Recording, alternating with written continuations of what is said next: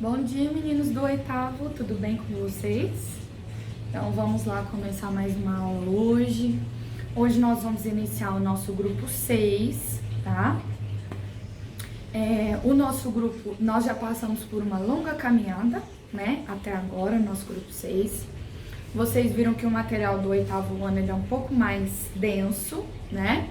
Então nós estudamos já termos constitutivos da oração, nós vimos orações coordenadas, orações subordinadas, né? Nós vimos conjunções coordenativas, conjunções subordinativas e assim por diante. Nós já fizemos um longo estudo da língua, né? E hoje nós vamos começar o nosso grupo 6. Vocês vão abrir para a tia lá na página 312, tá? Na página 312, nós vamos falar sobre coesão. Nós sabemos que um texto, para ele ser bom, para ele ser considerado um texto bom, ele tem que apresentar dois elementos de muita importância, que é a coerência e a coesão. A coerência, ela se refere ao tema tratado no texto, ou seja, se a pessoa consegue, do início ao fim, tratar do mesmo tema dentro do texto. Então, é igual eu falo para os meninos. Se eu comecei falando de melancia, eu tenho que continuar o texto todo falando de melancia. Não posso terminar o texto falando de abobrinha, né? Porque aí eu estou sendo incoerente. Então, se eu começo o texto com um tema, eu tenho que persistir com esse tema no texto inteiro. Se eu saio desse tema, gente, aí é o que ocorre a fuga do tema, tá? E muitos alunos, infelizmente, caem nessa armadilha da fuga do tema, tá? Só que na aula de hoje, nós vamos falar especificamente sobre coesão. O que é coesão? Coesão é quando um texto, ele tem todas as ideias alencadas, amarradas. Pensem que o texto, ele é como se fosse uma coberta de lã, certo? Vamos pensar? A lã, elas são as palavras e você é o produtor das palavras, certo? Aí o que você vai fazer com essa lã? Você vai moldar essa lã para ela formar um cobertor inteiro. E para você moldar esse cobertor inteiro, você tem que estar bem atento e tem que fazer os pontos certinhos. Se não chegar lá no final, deu certo? Não. Aí você tem que fazer tudo de novo, né? Então a coesão, ela faz parte dessa amarração das ideias. Se você consegue amarrar as ideias ao longo do seu texto, se você consegue ligar uma frase a outra, se você consegue ligar um parágrafo a outro. Então, existem vários elementos que nos ajudam à coesão do texto. Por exemplo, existem os pronomes que nos ajudam com a coesão do texto. Existem os substantivos, por isso nós temos, graças a Deus, os sinônimos, porque eles também ajudam demais na hora da coesão. Nós temos as conjunções, que também nos auxiliam para o texto ficar coeso, né? Então, nós temos vários elementos dentro da língua que vão nos ajudar a fazer essa coesão textual, certo? Então, nós vamos continuar o estudo, que eu acho que vocês já começaram lá com a tia Aline. Nós vamos continuar o estudo de coesão. Então, eu gostaria que vocês pegassem lá na página 312, tá? Pra gente falar um pouquinho sobre alguns processos de coesão, tá? Então, nós vamos ver agora. Vocês vão ver que é uma matéria simples e que ajuda muito na hora de produzir textos, tá? Principalmente vocês que agora já estão começando a introduzir o texto dissertativo, que é um texto mais denso, né? Os textos dissertativos, eles precisam muito de elementos coesivos, tá? Então, eu gostaria que vocês entendessem bem essa aula para que vocês consigam usar muito esse conteúdo, certo? Então, vamos lá. Vamos começar a leitura da página 312, lá está assim. Vimos anteriormente como o haikai é um texto conciso. Vocês vão estudar com a tia Aline o tipo de texto haikai. Gênero textual haikai, tá?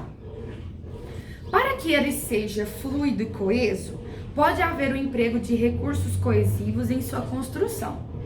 Há diversas formas de garantir o encadeamento de ideias, de modo que haja textualidade na produção.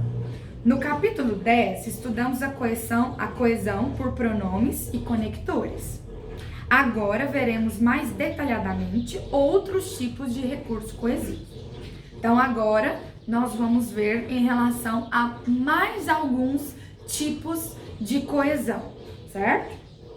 Na coesão referencial, estabelecem-se vínculos entre os elementos do texto, fazendo referência a eles, seja retomando o que foi dito, anáfora, ou seja enunciando algo que será dito, catáfora. Conforme já aprendemos, a produção desse tipo de coesão se dá geralmente por substituição pronominal.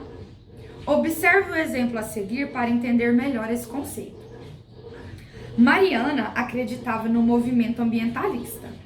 Ela escreveu diversos artigos defendendo. Repare que nessa oração o pronome pessoal ela faz referência a Mariana, enquanto o retoma o movimento ambientalista. O emprego desses pronomes evita a repetição de termos usados na primeira oração. Então, para não usar Mariana e movimento ambientalista de novo, o que o autor fez? Ele foi lá e substituiu Mariana por um pronome e movimento ambientalista por outro pronome. Ficou melhor o texto? Sim, porque vocês imaginem se ele não tivesse trocado por pronomes. Imaginem quão repetitivo ficaria o texto. Observem que eu vou fazer para vocês sem o uso dos pronomes. Olhem lá. Mariana acreditava no movimento ambientalista. Mariana escreveu diversos artigos defendendo o movimento ambientalista. Então, observem que a pessoa que está lendo, ela fica cansada de repetir os mesmos termos. Então, o que o autor fez? Para evitar essa repetição, ele foi lá e substituiu o nome Mariana pelo pronome ela e movimento ambientalista pelo pronome o, certo? Então, isso daí a gente vai chamar de coesão referencial, tá? Por que coesão referencial? Porque eu faço referência a algo que já foi citado no meu texto ou algo que será citado, tá? Nesse caso aqui, nesses dois casos, nós temos uma anáfora. Por que anáfora? Porque nós retomamos termos que já foram falados dentro da frase. Ou seja, o ela retomou Mariana e o retomou movimento ambientalista, né? Beleza. Agora nós vamos ver vários recursos que tratam de coesão referencial, certo? Então vamos lá. Primeiro recurso, repetição da mesma palavra. Nem sempre a repetição de uma palavra é prejudicial à fluidez do texto. Algumas vezes ela pode ser necessária para garantir a clareza textual, evitando, por exemplo, a ambiguidade. Veja o exemplo a seguir. Júlia escolheu o sorvete em vez do bolo de chocolate. O bolo tinha uma aparência estranha e era mais caro. Então, observem que se a gente tivesse substituído o bolo por ele, nós estaríamos causando uma ambiguidade. Por quê? Nós não saberíamos se eles estavam falando do bolo ou do sorvete. Então, nesse caso aqui, eu não substituí a palavra bolo para não causar ambiguidade. Então, a gente também tem que observar tudo isso, tá, gente? É claro que uma repetição de uma palavra só uma vez, ela não vai causar problemas, certo? Então, a gente tem que observar. Se eu tirar aquela palavra, será que não vai causar ambiguidade? Então aí a gente tem que observar todos esses elementos, tá? A repetição da palavra bolo foi necessária para evidenciar que a aparência estranha e o preço mais caro referem-se ao bolo e não ao sorvete, né? Próximo elemento, elipse. Elipse é a omissão de um termo cujo referente é possível determinar-se pelo contexto. Exemplo: os pais gostam de filmes de comédia, o filho de filmes de ação. Observe que nesse exemplo o verbo gostar ele foi omitido na segunda oração, podendo-se deduzir que a relação entre a primeira e a segunda oração é estabelecida por esse verbo, pois ele havia sido mencionado anteriormente. Como a elipse é um recurso que elimina elementos do texto, ela é útil para textos que necessitem de concisão, como, por exemplo, o haikai. Por exemplo, gente, outra coisa. Eu amo suco de morango, minha mãe de melancia. Eu repeti minha mãe ama suco de melancia? Não, o verbo foi omitido, mas eu sei que eu estou falando que a minha mãe também ama suco de melancia. Então, nesses casos aí, a gente vai chamar essa omissão do verbo de elipse, certo? Então, quando o verbo é omitido da frase, eu sei que o verbo existe ali, mas ele não está aparecendo na frase. Então, a gente chama esse recurso de elipse, ok? Continuando. Substituição lexical. O uso de palavras do mesmo campo semântico como sinônimos ou quase sinônimos para evitar a repetição dos mesmos termos. Isso eu aconselho sempre para os alunos a fazerem. Substituir palavras pelos seus sinônimos ou quase sinônimos. Isso também dá mais fluidez para o texto, né? Então, por exemplo, o Brasil é o único país da América do Sul que fala a língua portuguesa. Apesar disso, o idioma tem grande peso na região em virtude do protagonismo geopolítico do país. Então, ou seja, ele usou um sinônimo para língua, que foi o idioma, e ele usou um sinônimo para Brasil, que foi país, certo? Então, nesse exemplo, a palavra idioma retoma língua, sem alteração de sentido, pois eles são termos sinônimos, certo? Nominalização é a substituição de um verbo por um substantivo ou um adjetivo, por um nome, né? Exemplo: os brasileiros ajudaram os refugiados a estabelecer-se na cidade.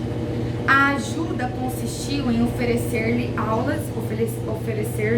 aulas de português e capacitação profissional. Então, observem que eu citei o verbo ajudar no início e depois eu troquei. Ao invés de usar o verbo ajuda novamente, eu usei o verbo ajudar novamente, eu usei o substantivo ajuda, certo? Então, isso se chama nominalização. Por que nominalização? Eu vou pegar um verbo e usar o substantivo referente a esse verbo, para não ficar repetindo a mesma palavra, certo? Epíteto. A palavra ou expressão que qualifica pessoa ou coisa. O haikai tem como poeta mais expressivo o escritor Matsuo Basho, que nasceu no Japão, terra do sol nascente. Então, a gente costuma muito usar esse tipo de expressão, que é o epíteto. Por exemplo, eu nasci no Rio de Janeiro, cidade maravilhosa. Cidade maravilhosa está descrevendo o Rio de Janeiro, né? Eu visitei Nova York, a Grande Maçã. Então, tem muita gente que chama Nova York de a Grande Maçã. Ou, Nova York, eu visitei Nova York, a cidade que nunca dorme, né? E isso são casos de epíteto, tá? No exemplo, a terra do sol nascente retoma Japão. Trata-se de um epíteto bastante conhecido, mas isso nem sempre acontece. Assim, pode ser necessário o conhecimento externo do texto para compreender a referência. Então, por que eles não aconselham a usar muito isso? Porque pode ser, gente, que as pessoas não conheçam essa expressão. Pode ser, por exemplo, quando eu digo que Nova York é a grande maçã, não são todas as pessoas que conhecem essa expressão, certo? Tá? Então a gente tem que ter cuidado, por quê? Porque não é todo mundo que conhece certos tipos de expressão, tá bom? Numeral. O numeral também pode ser usado para retomar termos. Exemplo, chegaram 2 encomendas. A primeira era para sua mãe e a segunda para seu pai. Ainda não sabemos se todos os alunos irão ao passeio. 1/3 ainda não respondeu. Então, nós temos aí numerais sendo usados para fazer coesão. Termo síntese. Termo síntese é o mesmo que termo resumitivo. Vocês lembram lá do aposto resumitivo? É mais ou menos aquilo lá. Então, observem lá. Havia buracos na telha, tintura da parede descascada, fiação elétrica velha. Todos esses problemas impediam que a casa fosse vendida. Então, o todos, ele resumiu os problemas citados anteriormente, certo? Nesse exemplo, o termo todos esses problemas sintetiza o que foi citado na primeira pessoa. Nesse exemplo, advérbios pronominais. Advérbios que indicam lugar, como aqui, aí e lá. Exemplo, viajamos para o sul do país nas férias. Faz muito frio lá. Esse lá está fazendo referência a quem? Ao sul do país, certo?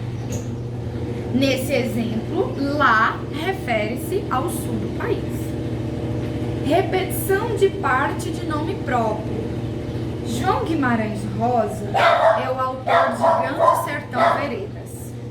Parte da terceira geração do movimento modernista, Guimarães destaca-se pelo seu trabalho peculiar com a linguagem. Então, observem que, para não citar João Guimarães Rosa, o que ele fez? Ele citou só o sobrenome dele, só Guimarães. Então, eu posso fazer esse tipo de coisa? Posso, tá? Então, por exemplo, se eu já citei anteriormente o nome da pessoa, eu posso citar só o sobrenome dela. Então, por exemplo, ó, Luiz Inácio Lula da Silva foi um dos nossos presidentes. Lula foi considerado. Então, ao invés de usar Luiz Inácio Lula da Silva, eu usei só Lula, certo? Então, eu posso fazer esse tipo de coisa? Posso, para não repetir o nome da pessoa de novo, tá bom? Então, esses aí são os nossos recursos de coesão referencial, né? E agora nós vamos fazer os exercícios da aula que estão relacionados a ele, tá? Então, eu gostaria que vocês pegassem lá na página 322. Vou apagar aqui.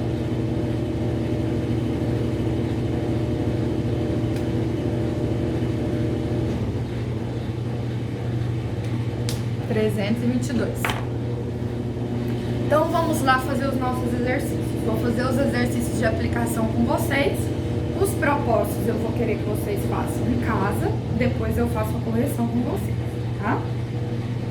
Número 1. Leia o início do romance Esaú e Jacó, de Machado de Assis, para responder a questão.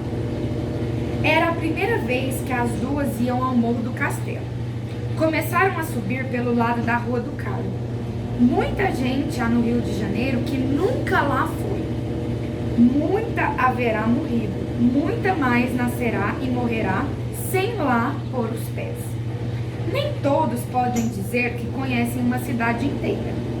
Um velho inglês que, aliás, andara terras e terras, confiava há muitos anos em Londres que, de Londres, só conhecia bem o seu clube. E era o que lhe bastava da metrópole e do mundo. Natividade e Perpétua conheciam outras partes, além de Botafogo. Mas o Morro do Castelo, por mais que ouvissem falar dele e da cabocla que lá reinava em 1871, era-lhes tão estranho e remoto como o clube. Letra A. Era a primeira vez que as duas iam ao Morro do Castelo. começaram de subir pelo lado da Rua do Carmo. Muita gente há no Rio de Janeiro que nunca foi lá. O termo lá confere coesão ao texto. A qual palavra se refere o termo lá? Gente, o termo lá está se referindo a Morro do Castelo. Então, coloquem lá na letra A. O termo lá refere-se a Morro do Castelo. Então, vou colocar aqui para vocês, para não esquecer.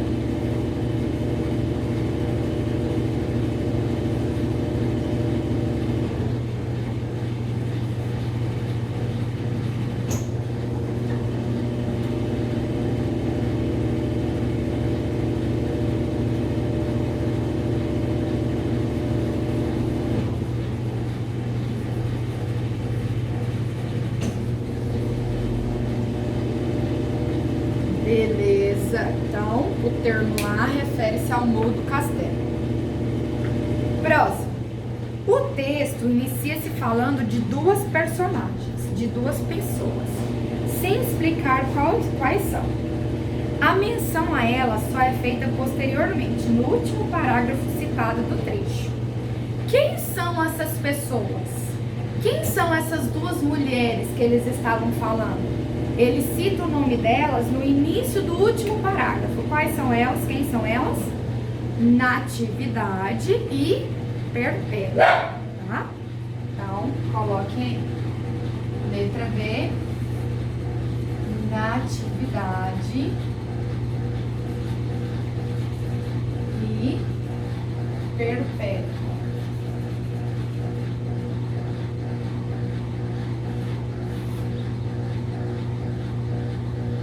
Letra C. A que se refere a palavra metrópole? Que termo usado no texto pode ser considerado seu sinônimo? Então, observem lá. Vamos ler lá um trechinho de novo para vocês observarem. Um velho inglês, que aliás andara terras e terras, confiava-me há muitos anos em Londres, que de Londres só conhecia bem o seu clube, e era o que lhe bastava da metrópole e do mundo. Então, metrópole, gente, está se referindo ao que dentro do texto? A cidade de Londres, né? E aí ele diz, que termo usado no texto pode ser considerado seu sinônimo?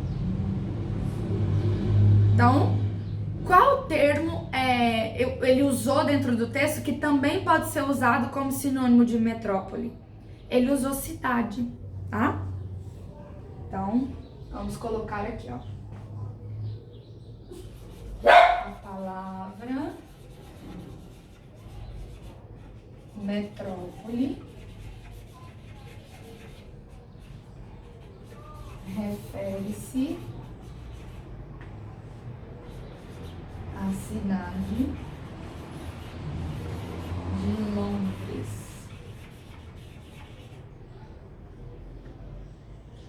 E o termo cidade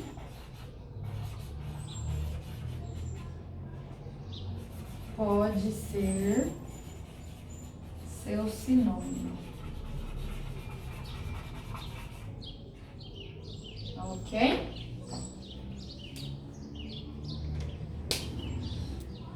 Beleza, então vamos continuar. Então, isso aí tudo foi a letra número 1, né? Então, agora nós vamos para o número 2. Reescreva as frases seguintes utilizando a substituição pronominal para evitar a repetição de termos. Então, observem lá. Caio e João estudaram muito. A universidade convidou Caio e João para o curso de verão. Então, nós vamos substituir a Caio e João por um pronome. Então, como é que vai ficar a nossa frase? Então, a gente vai ficar assim, ó, meninos. Caio e João estudaram muito. A universidade convidou-os para o curso de verão, certo? Então, eu vou apagar aqui a primeira parte para eu colocar aqui para vocês, tá?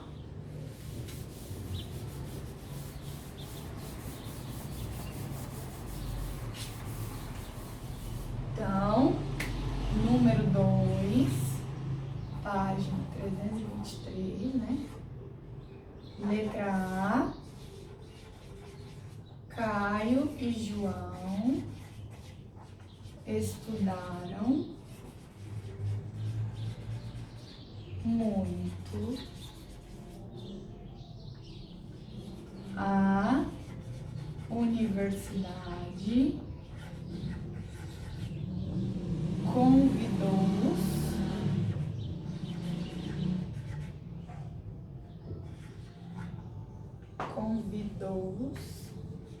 para o curso de verão.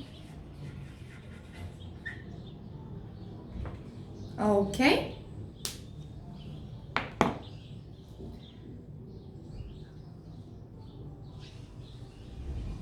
Letra B. Encontrei com a Ana. A Ana é prima do Gustavo. E aí? Como é que eu posso substituir isso daí? Então, vamos colocar aqui, ó. Letra B. Encontrei com a Ana. Ela é prima do Gustavo, né? Pra não ficar repetindo Ana. Encontrei com a Ana. Ela é prima do Gustavo.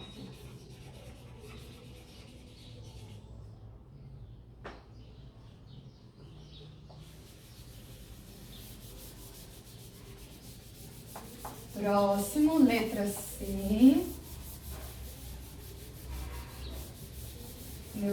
Meu quadro é pequeno, né, gente? Tá bom. Letra C. O professor conversou com Ricardo demoradamente, dando a Ricardo vários conselhos. Então, como é que a gente pode fazer? O professor conversou com Ricardo demoradamente, dando-lhe vários conselhos, certo?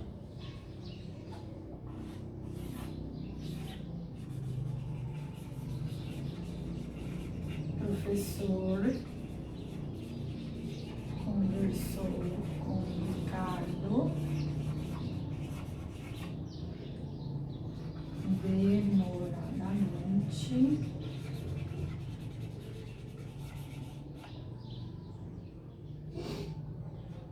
dando-lhe vários conselhos.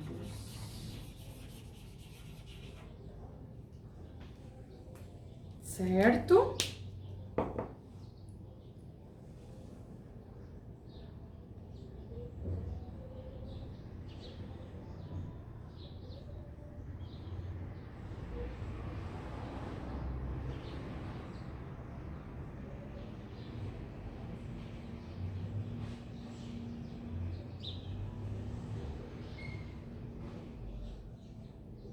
Então, vamos lá. Assinale, número 3 agora, né? Assinale as frases em que foi usada a elipse como recurso de coesão textual. Nós lembramos que elipse é quando eu omito um termo dentro do texto. Eu sei que o termo existe, mas ele não aparece ali dentro do texto. Vou dar um exemplo para vocês lembrarem. Ó, nas férias, fui à casa de minha avó e minha mãe à casa de minha tia.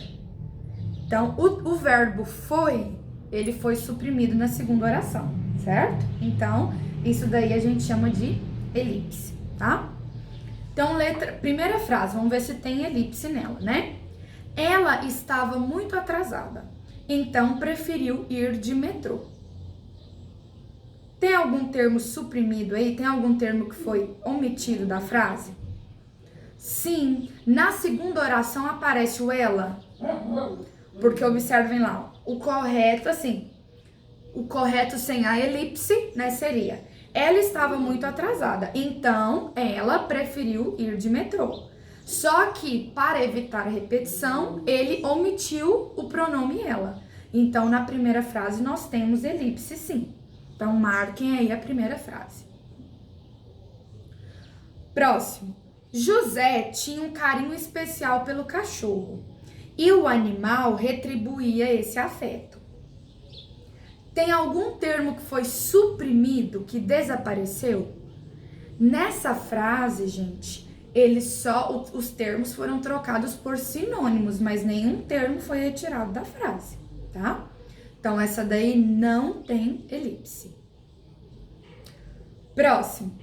Nós iremos pesquisar sobre a fauna e eles sobre a flora. Tem elipse aí? Tem, porque seria: nós iremos pesquisar sobre a flora, sobre a fauna, e eles irão pesquisar sobre a flora. Só que aí ele omitiu o verbo, né? Então, marquem aí também a terceira oração. Então, na número 3, vocês vão marcar a primeira e a terceira, certo? Próximo. A paisagem parece de outono, que é a minha estação do ano favorita. Aí vocês vão falar assim: tia, mas outono sumiu da frase. Não, o que faz referência ao outono, tá? Ele só foi substituído por um pronome, ele não desapareceu da frase, tá bom? Então, na número 3, vocês vão marcar a primeira e a terceira, certo? Número 4. Relacione o grupo de palavras da segunda coluna com o seu respectivo hiperônimo. Gente, o que é hiperônimo? Vou explicar para vocês. Hiperônimo é um grupo de coisas que tem características comuns. Por exemplo, quando eu falo fruta, fruta são todas os componentes da natureza que tem glicose, que tem sacarose e etc, né? Então, por exemplo, quando a gente diz isso, o que acontece? A fruta eu estou generalizando. Então, a gente tem um hiperônimo. O hiponômio é a especificação de um grupo. Por exemplo, quando eu falo maçã, eu estou especificando um grupo de frutas. Então, fruta é o hiperônimo e maçã é o hiponômio, certo? Então, é só vocês lembrarem, o hiperônimo, ele é o grupo completo. O hiponômio é um elemento específico, certo? Então, observem lá. Fruta, o hiperônimo é fruta. Quais são os hiponômios de fruta? Abacaxi, uva, morango, laranja e etc. Certo? Então, letra A, coloquem lá nos específicos de frutas. Letra B, doença.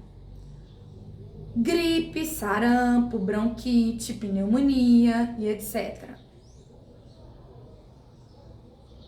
Letra C, esporte. Basquete, judô, natação, futebol, né? E a letra D, meios de transporte. Ônibus, trem, carro e bicicleta. Então, a sequência ficou C-A, D de dado, B de bola, certo? C-A-D-B. Entenderam o que é o hiperônimo? É o grupo completo. O hiponômio é um elemento específico do grupo, certo? É igual quando eu falo mamíferos. Nós temos cachorro, gato, vaca. Então, todos esses são mamíferos. Então, mamífero é o hiperônimo. E vaca, cachorro e gatos são os hiponômios, ok? Desculpem aí o trava-língua. Usando os hiperônimos da questão anterior, preencha as lacunas a seguir para evitar a repetição do termo em destaque. Então, nós vamos olhar o hiponômio e nós vamos colocar o hiperônimo dele. Letra A. Tentamos andar sempre de bicicleta pela cidade. Esse bicicleta é o hiponômio. Qual seria o hiperônimo? Seria meio de transporte.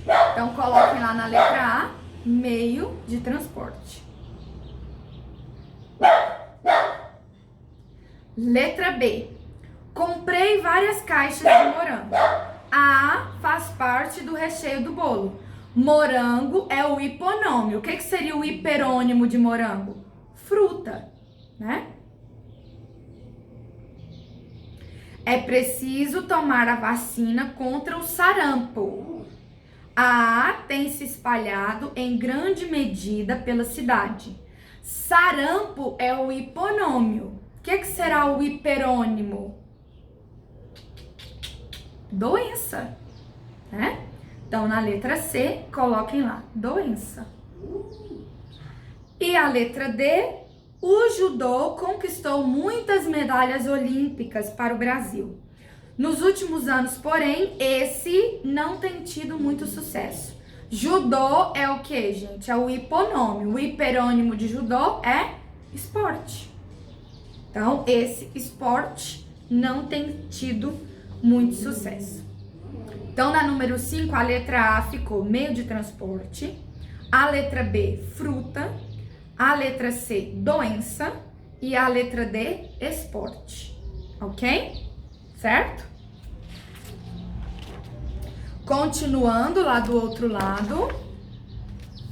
Leia a tira de Armandinho para responder as questões de 6 a 8. Filho, todos temos que apertar os cintos. Eu nem tenho cinto. Já sei, vamos comprar um do Batman. É meio caro, mas tem muitas utilidades. 6. O que gera efeito de humor nessa tirinha? Meninos, quando o pai dele diz apertar os cintos, ele tá fazendo referência a apertar o cinto? Não, quando a gente diz nós temos que apertar o cinto, é porque nós temos que economizar, tá? Então, qual que é o efeito de humor da tirinha? É porque o Armandinho, ele entendeu que o pai dele estava falando literalmente de apertar o cinto, né? E como ele não tinha cinto, ele sugeriu que o pai comprasse um do Batman para ele. Só que o pai não tá pedindo para ele economizar? Então, esse é o efeito de humor da tirinha, tá? Então, coloquem aí com as palavrinhas de vocês onde está o humor da tirinha, tá?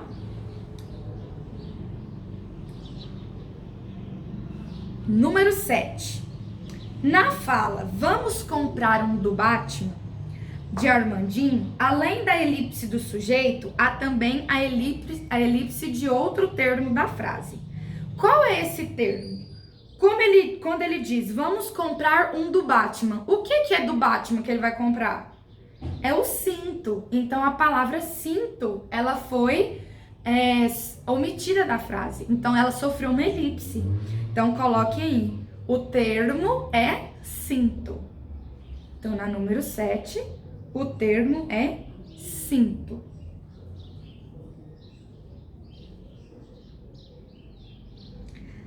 Oito. Qual é o sujeito das orações da fala de Armandinho na última imagem? É meio caro, mas tem muitas utilidades. O que é meio caro, gente, tem muitas utilidades? O cinto do Batman, né? Então, coloquem lá. Qual é o sujeito? O sujeito é cinto do Batman. O sujeito é cinto do Batman. Número 9. Identifique o mecanismo de coesão textual usado nas frases seguintes. Então, nós vimos vários recursos ao longo da nossa aula hoje. Nós vamos identificar quais são eles aí dentro dessas frases. Letra A. O Rio de Janeiro tem uma das paisagens mais bonitas do país. Por isso, muitos turistas são atraídos para a cidade maravilhosa. Grifem para mim, cidade maravilhosa. Cidade maravilhosa refere-se a quem? A Rio de Janeiro. Então, lembra lá daquele exemplo que a gente leu na teoria, que é Japão, a terra do sol nascente? Então, isso daí a gente chama de epíteto. Então, coloque aí na letra A, epíteto. Letra B. Nós gostaríamos de que todos os alunos participassem da atividade, porém somente 1/5 irá. Circulem para mim 1/5. Esse 1/5 aí é um numeral. Então, lá na letra B, coloquem numeral. Ele usou numeral para fazer referência ao termo. Então, letra A, epíteto.